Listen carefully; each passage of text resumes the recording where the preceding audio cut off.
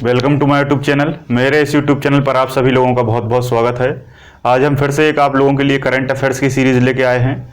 कल एक वीडियो बनाया था मैंने करंट अफेयर का, जिसमें ओवरऑल करंट अफेयर मैंने आप लोगों को समझाने की कोशिश की थी, जिसमें एक छोटी सी त्रुटि हो गई थी और उस त्रुटि के कारण मैंने उस वीडियो को अपलोड नहीं किया है।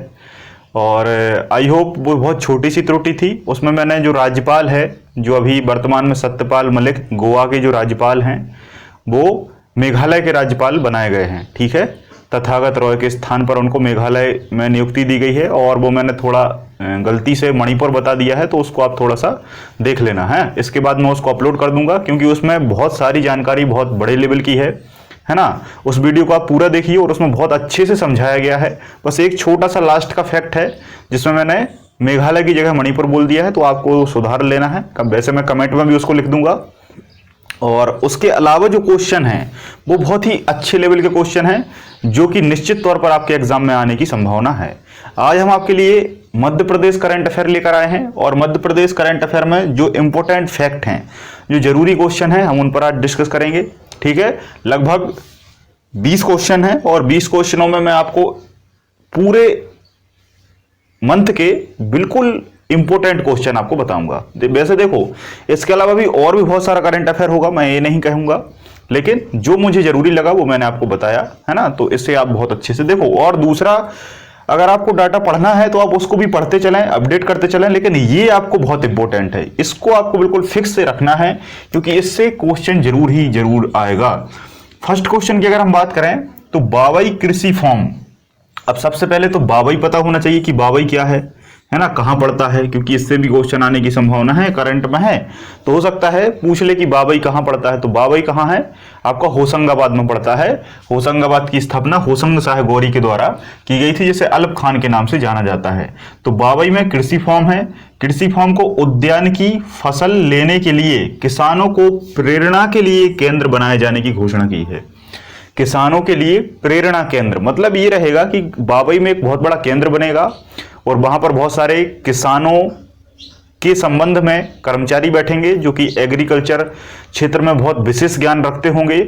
और उस केंद्र में विशेष ज्ञान विशेषज्ञ जो होंगे कृषि क्षेत्र के, वो वहां पर किसानों को बहुत सारी प्रेरणा देने का काम करेंगे। वही यही कि मतलब बीज कैसा लगाना है ना, सर्वोत्तम क्वालिटी का आपका कौन सा उर्वरक होगा, कौन सा फर्टिलाइजर डालना है, कौन सा पेस्टिसाइड डालना है ना, किस तरीके का बीज लगाना है, मतलब तमाम तरीके की कृषि से संबंधित जो जानकारी है, उनको प्रेरणा है कि कैसे ज्यादा से ज्यादा प्रोडक्शन किया जाए, उत्पादन किया जाए, वो सब जानकारी यहाँ पर मिलेगी। तो क्वेश्चन पूछा है कि ये किसके द्वारा उद्घाटित किया गया है, या किसके द्वारा ये बात कही गई है कि बावई में कृषि फॉर्म प्रेरणा केंद्र बनेगा। तो उद्यानिकी एवं खाद्य प्रसंस्करण मंत्रालय, उद्यानिकी एवं खाद्य प्रसंस्करण मंत्रालय द्वारा ये बात कही गई है कि यहां पर क्या बनेगा, आपका प्रेरणा केंद्र बनेगा। अब क्वेश्चन ये आएगा कि उद्यानिकी एवं खाद्य प्रसंस्करण मंत्री कौन है। ठीक है, तो भारत कुशवाहा है ना, भारत सिंह कुशवाहा जी जो हैं वो उद्यानिकी एवं खाद्य प्रसंस्करण मंत्री हैं। ठीक है, तो ये आपको याद रखना है। देखो, एक क्वेश्चन से आपको कितने सारे क्वेश्चन मिल गए। नेक्स्ट क्वेश्चन पूछा था कि 3 रंग का झंडा प्यारा, अभी 15 अगस्त हुआ है ना, अभी 15 अगस्त हाल फिलहाल में हुआ है, और 15 अगस्त पर बहुत सारे गीत वगैरह होते हैं। तो 3 रंग का झंडा प्यारा ये गीत गाया गया, काफी नया गीत है, और इसे देशभक्ति गीत के रूप में विमोचन किया है। इसे देशभक्ति गीत के रूप में विमोचन किया है ना। और किसने किया है, स्कूल शिक्षा राज्य मंत्री ने। किसने किया है, स्कूल शिक्षा राज्य मंत्री के द्वारा इसका विमोचन किया गया है। क्योंकि जो ये गाना है, ये गाना बहुत सारे जिलों के बहुत सारे बच्चों ने बहुत ही अच्छे लेवल पर इस गाना का विमोचन किया है, और इस देशभक्ति गीत का वीडियो जारी किया गया है, और इसका स्कूल शिक्षा राज्य मंत्री ने इसको इस सॉन्ग का विमोचन किया है। अब क्वेश्चन ये आ सकता है कि स्कूल शिक्षा राज्य मंत्री कौन है, तो ये कौन है, आपके इंदर सिंह परमार। इंदर सिंह परमार जी आपके क्या हैं, स्कूल शिक्षा राज्य मंत्री जी हैं। ठीक है, तो ये आपको याद रखना है। नेक्स्ट, हाल में मनरेगा की मजदूरी बढ़ाने के लिए बात कही गई है। क्योंकि देखो होता क्या है, मनरेगा में मजदूरी मिलती है दिन के हिसाब से, और जो मजदूरी है वो मजदूरी अलग अलग राज्यों में अलग अलग मिलती है। ऐसा नहीं है कि सभी राज्यों में एक सी मजदूरी मिलती है। कहीं पर 190 है, कहीं 200 है, कहीं 220 है ना, कहीं पर 290 भी है। तो ये थोड़ा सा भेदभाव है, डिस्क्रिमिनेशन है।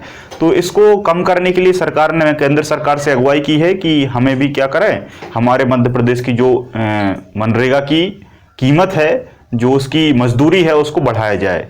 अब क्वेश्चन ये आ सकता है कि वर्तमान में मध्य प्रदेश में कितनी मनरेगा की मजदूरी है, तो 190 रुपये। कितनी है? 190 रुपये मिलती है।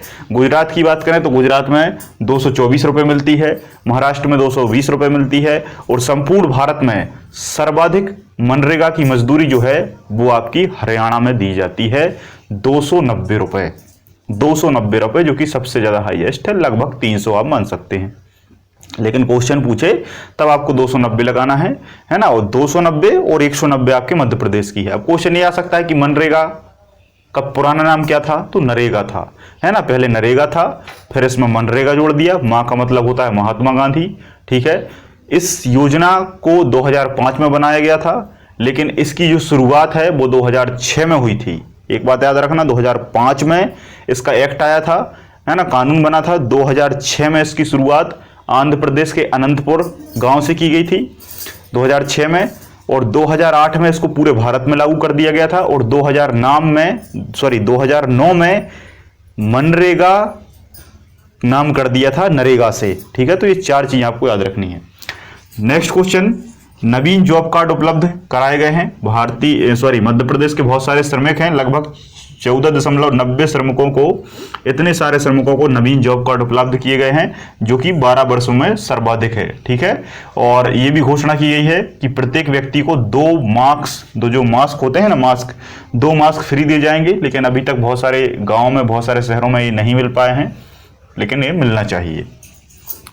नेक्स्ट, 2,889 करोड़ रुपए की मजदूरी का भुगतान किया गया है ना। इस नवीन जॉब कार्ड में 2,889 करोड़ रुपए का मजदूरी का भुगतान किया गया है। किसके लिए? मजदूरों के लिए, श्रमिकों के लिए इतना भुगतान किया गया है। अभी भुगतान कितना मिला है वो सबसे इंपॉर्टेंट होता है, क्योंकि जितना मजदूर के हाथ में मिलता है वही इंपॉर्टेंट होता है, क्योंकि बीच में इसमें बहुत ज़्यादा करप्शन होता है, भ्रष्टाचार होता है, जो कि एक बहुत बड़ी समस्या है। नेक्स्ट, 2 अक्टूबर को स्वामित्व योजना का शुभारंभ मध्य प्रदेश के कितने जिलों से होगा मतलब किया गया है? 2 अक्टूबर आपको पता है महात्मा गांधी जी की जयंती है, और स्वामित्व योजना का शुभारंभ हो रहा है ना, क्योंकि 2 अक्टूबर अब आने वाला है, अभी आया नहीं है। तो ये मध्य प्रदेश के 3 जिलों से शुरू होगा, है ना। 3 जिलों का मतलब ये है कि इसको स्टार्टिंग में थोड़ा सा देखा जाएगा ट्राई करके कि ये किस तरीके से काम करता है। अगर काम करेगा तो इसे पूरे राज्य में लागू कर दिया जाएगा।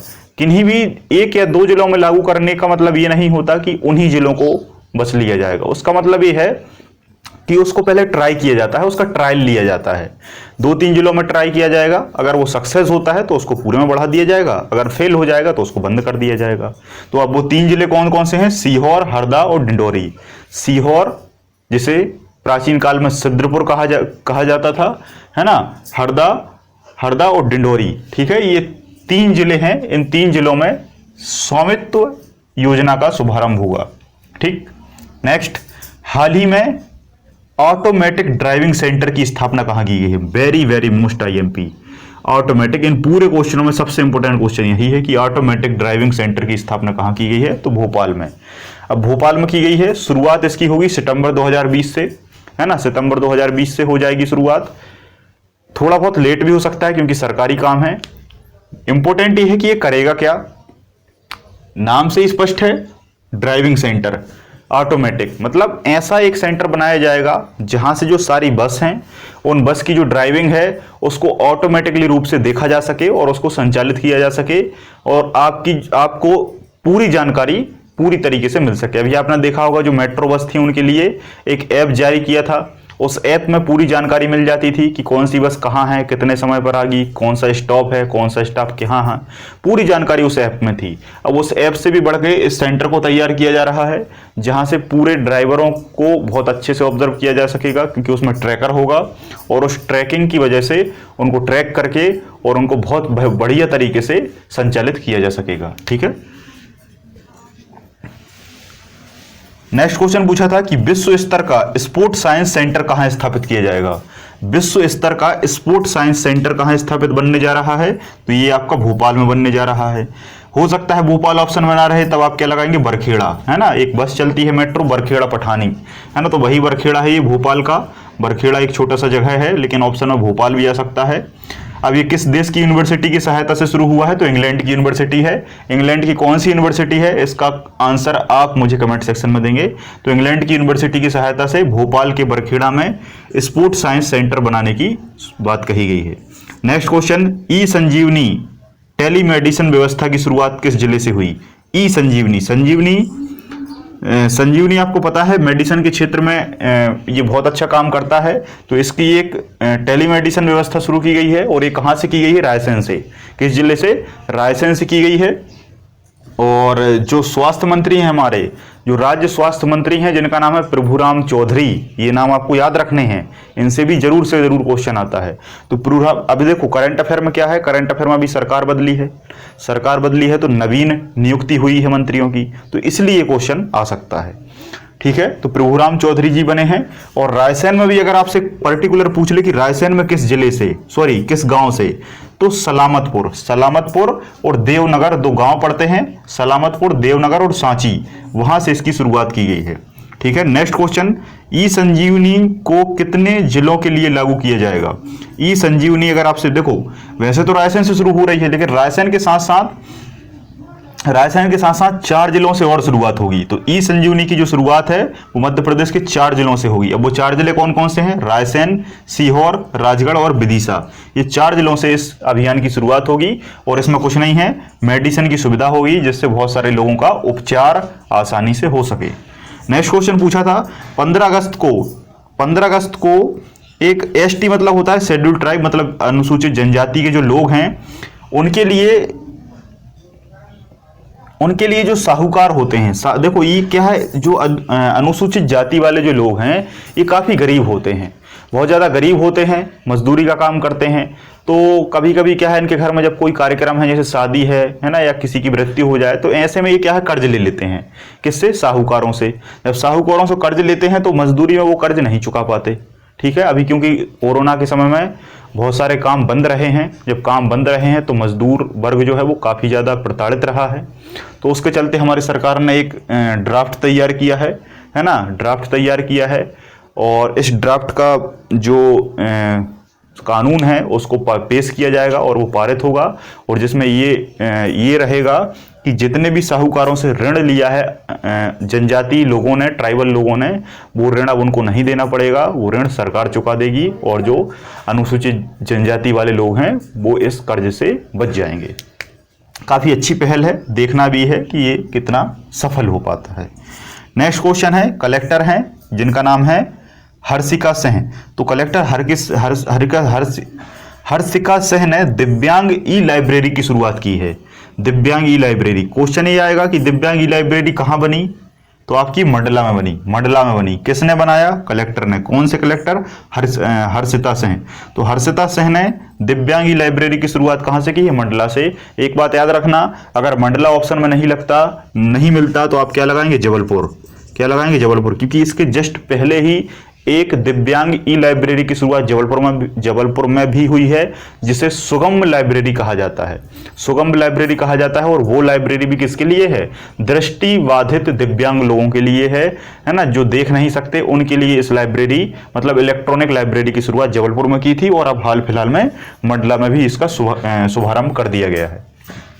एक बात याद रखना, दोनों में से एक ऑप्शन रहेगा, है ना। अगर दोनों ऑप्शन रहते हैं तो फिर वो आपको कुछ ना कुछ हिंट देगा, या तो ये पूछेगा हाल ही में अगर लिखा रहे तो मंडल लगाना है, या हाल ही में ना लिखा रहे कुछ समय पहले पूछ ले तो फिर आपको जबलपुर लगाना है। वैसे दोनों में से ऑप्शन एक रहेगा। नेक्स्ट क्वेश्चन पूछा था कि कुपोषण मुक्त करने हेतु अभियान कौन सा चलाया गया है? कुपोषण को दूर करने के लिए, कुपोषण आप जानते ही हैं, कुछ जरूरी न्यूट्रिएंट्स होते हैं, कुछ जरूरी पोषक तत्व होते हैं, कार्बोहाइड्रेट, विटामिन, फैट, जो हमारी बॉडी के लिए जरूरी हैं। ये कार्बोहाइड्रेट, विटामिन, फैट, एंजाइम, ये सब चीज़ें हम बायोलॉजी में बहुत बड़े स्तर से पढ़ेंगे, और मैं आपको बहुत डिटेल से समझाने वाला हूँ। तो इसके लिए एक अभियान जारी किया है। अभियान का नाम है सेम फ्री अभियान। सेम फ्री, सेम का मतलब होता है सभी को समान बनाना, तो सेम फ्री अभियान शुरू किया गया है। ये क्वेश्चन पूछा जा सकता है किस जिले से हुआ है, तो मंडला जिले से हुआ है। कहां से? मंडला जिले से हुआ है। नेक्स्ट क्वेश्चन, स्ट्रीट वेंडर्स के लिए लोन देने के लिए जो मध्य प्रदेश है वो नंबर 1 राज्य बन चुका है। स्ट्रीट वेंडर्स जो होते हैं उनके लिए लोन देने में मध्य प्रदेश नंबर 1 राज्य बन चुका है। और ये काम किसने किया है? आवास मंत्री। आवास मंत्री कौन है? भूपेंद्र सिंह। आवास मंत्री कौन है? हमारे भूपेंद्र सिंह हैं। और 1,70,000 कम से कम ऐसे प्रकरण इनके सामने आए और इनका बढ़िया तरीके से इनको अप्लाई किया गया, लागू किया गया और वेंडर्स को इनको लोन मिला है, और जो कि भारत में सबसे अच्छे स्तर पर कार्य हुआ है। Next, very most IMP question है।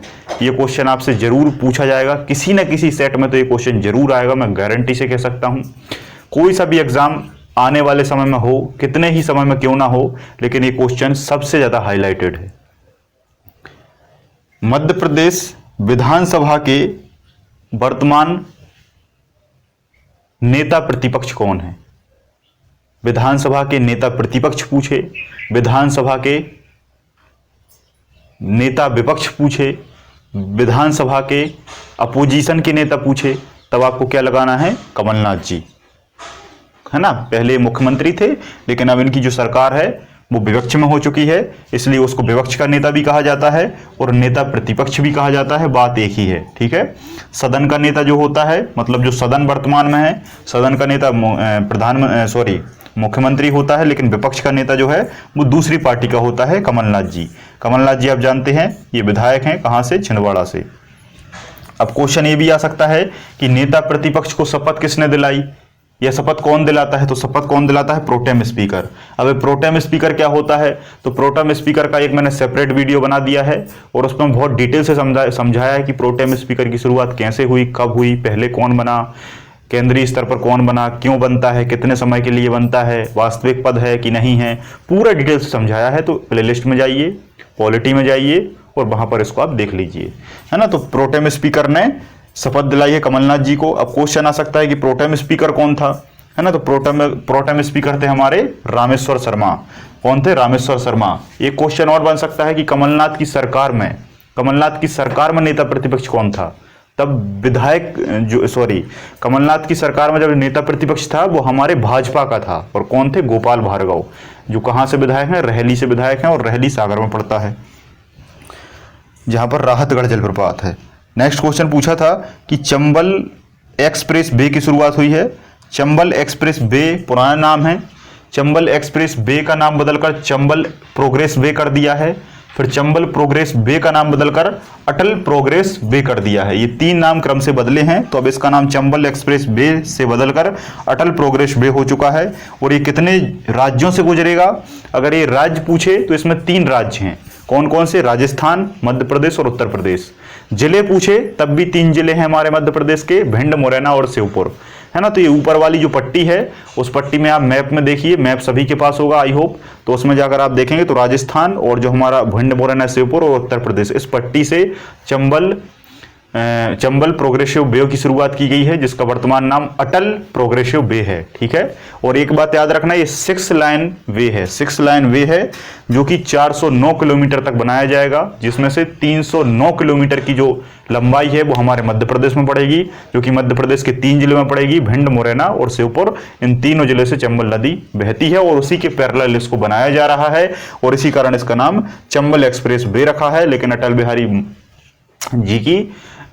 बिहारी जी जो कि बहुत महान व्यक्ति थे, तो उनके नाम पर इसका नामकरण कर दिया गया है, ठीक है। 6 लाइन रहेगा, लागत आएगी 8,250 करोड़ रुपए, ठीक है। और नया नाम मैंने आपको बता दिया है, ठीक है। अंतिम क्वेश्चन आज का कि विश्व स्तनपान का शुभारंभ किस जिले से किया गया है? विश्व स्तनपान वैसे दिवस मनाया जाता है, विश्व स्तनपान सप्ताह मनाया जाता है। 1 अगस्त से 7 अगस्त के बीच में विश्व स्तनपान वीक मनाया जाता है। और इसकी जो शुरुआत है वो ग्वालियर जिले से की गई है, ग्वालियर जिले से की गई है। और किसने की है? तो महिला बाल विकास मंत्री ने। किसने की है? महिला बाल विकास मंत्री ने। अब महिला बाल विकास मंत्री कौन है, ये इंपॉर्टेंट क्वेश्चन हो जाता है। तो श्रीमती इमरती देवी, श्रीमती इमरती देवी कौन है? महिला बाल विकास मंत्री हैं। आपसे इसकी थीम भी पूछी जा सकती है कि इसका विषय क्या रहा, तो इसका विषय रहा स्वास्थ्य दुनिया के लिए, स्वास्थ्य दुनिया के लिए स्तनपान का समर्थन, स्वास्थ्य दुनिया के लिए स्तनपान का समर्थन, ये इसका थीम रहा है। तो आई होप ये वीडियो आपको बहुत अच्छा लगा होगा। एक छोटा सा प्रयास था।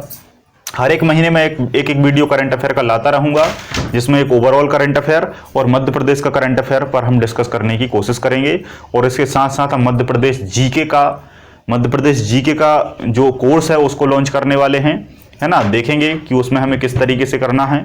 तो उसमें बहुत बड़े लेवल से मैं आपको मध्य प्रदेश पढ़ाऊंगा, पूरा डिटेल से पढ़ाऊंगा। बस 1 या 2 दिन में हम उसकी शुरुआत कर देंगे। और अगर आप लोगों का रिस्पॉन्स रहा तो साइंस को भी शुरू कर देंगे। तो आप लोग कमेंट जरूर करें, कमेंट में आपको कैसा लगा, है ना, वीडियो ये भी बताएं।